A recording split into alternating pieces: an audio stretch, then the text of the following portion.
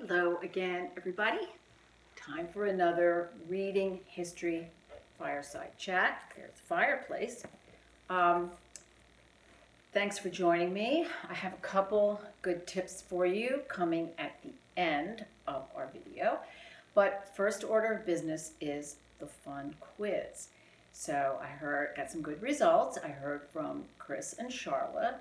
Chris got a 6 out of 11 on the philosopher chronology, and he got a 3 out of 10 on the geography. Not as good, but I did hear through the grapevine that Chris did not wear his thinking cap, so that might have given him a little boost had he done that. Now, Michael and Mary. Mary basically blew it out of the water with a 9 out of 11 on the philosopher chronology and a 6 out of 10 on the geography. So I think we can assume that in that household, they must have been wearing thinking caps, or maybe they are just smart. So thanks a lot for participating. That was great.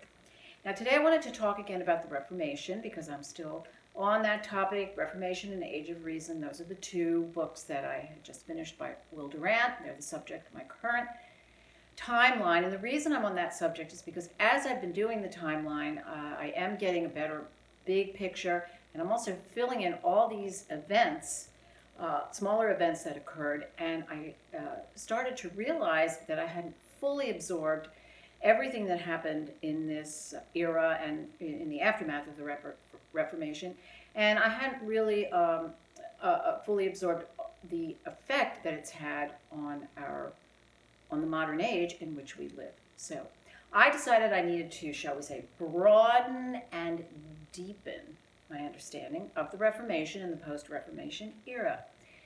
So to that end, it turned out to be 3 books. The first book I chose to read on the subject is called Three Reformers. The author is Jacques Maritain. He's a Catholic, theologian and philosopher. And this book was recommended to our family many years ago by Father George Rutler, formerly priest at Our Savior Church in Manhattan. Now, any recommendation you get from Father Rutler is going to be a good one. So I finally read this book, and I have to say, with all due respect to Father Rutler, I understood hardly anything that I read. I mean, it was just, right over my head, in one ear, out the other. The 3 reformers that Maritain discusses are Martin Luther, René Descartes, and Jean-Jacques Rousseau. Now, it just wasn't my thing. If philosophy is your thing, by all means, read this book.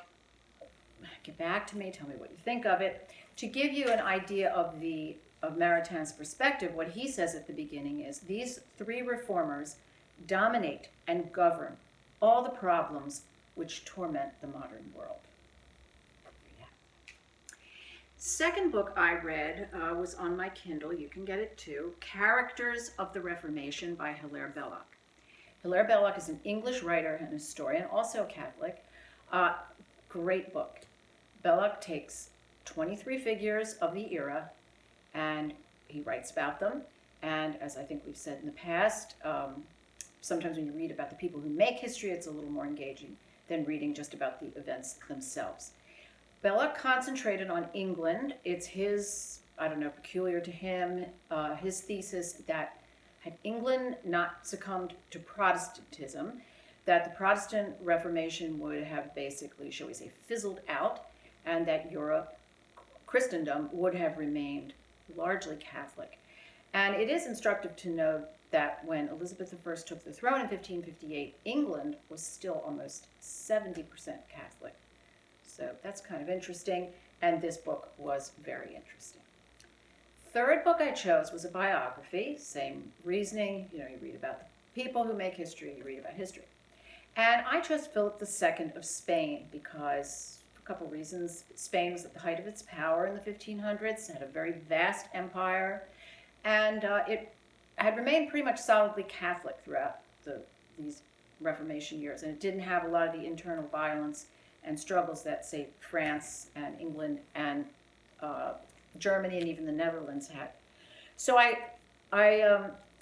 looked around the internet a little bit, just not to get any book. So this came up as recommended. Philip II by Henry Kamen. I actually bought this book It was super cheap. It's used, but in perfect condition. However, this was a very disappointing read. I really cannot recommend it. I think the main thing I could say about this book, even though it had all the information you want about the Inquisition, the whole empire, and the battles in the Netherlands, and on, the author just didn't seem enthusiastic. He brought no imagination. Discussed imagination in history, right? And after a while, not only did I become interested, I started, who cares what Philip II did? So if you have a recommendation on a book about a figure of this era, would you pass it along to me? I would be most appreciative, and I will certainly read it. Now, let's get to our tips. So I had talked, of course, last time about timelines, and this is my timeline, and it's coming along really well. And look, I gave myself a gold seal for effort, just to make it fun, and I'm really filling in a lot of stuff. And we had talked about pencils and rulers, but I realized that I neglected to tell you what kind of pencil to use. Now, mechanical pencils are good because you can be very precise, and you're writing in these small spaces and margins of books and things. But I would really like to recommend the Fort Ticonderoga pencil, the number 2 Fort Ticonderoga. I love these pencils. You keep them razor sharp, precisely because you're working in all those little spaces. And of course, if you use these pencils and you keep them razor sharp, what you're going to notice, obviously, is they're going to get shorter and shorter. But don't worry about that. Now, you'll notice that when your pencil gets shorter and shorter, and I found 2.5 inches without the eraser, you start to notice, you can't really work with the pencil. But don't throw it away. Keep your pencils, your short pencils, and you'll have a little collection, just like I have. And that's only about 1/3 of my collection because the rest is in New York. And the thing about keeping the pencils is when you look at your collection, you realize, wow, I have done a lot of work. I've done a lot of note-taking. I've done a lot of writing. I've done making a lot of timelines. And you feel really good, and it's a good, tangible reminder of how busy you've been working and studying. And maybe you can make a little caddy for your pencils and your rulers and markers and all the other things. All you need is, I made this one. All you need is a box, some paper mache on there, and paint. A lot of fun. Now, you may find that a bit frivolous, and if you do, I have another tip for you of a different nature, but it's also about pencils. Studies show that when students take notes with a pencil and paper, they do better on a test than those students who use a laptop, iPad, smartphone, whatever, an electronic or digital device. What this study, 2 studies, I've given you the links in the post that goes along with this video. What UCLA study found was that students who use the, shall we say, digital devices tended to take more notes, and that is a good thing. More notes equals better test result. But they tended to take their notes verbatim. They showed no sign of having processed the information, transformed it, made it their own. Pencil and paper note taker, on the other hand, had done that. They took down the information, a better encoding process resulted, they put the information in their own words. The pencil and paper note takers also had better memory than the digital note takers. Now, there's another study that got a similar result, same groups of people. This study, University of Tokyo, recorded a greater brain activity in, guess who? The pencil and paper note takers. Specifically, the activity was in the area of the hippocampus, and the hippocampus is that little space of the brain, that little organ in the brain that is so vital for memory.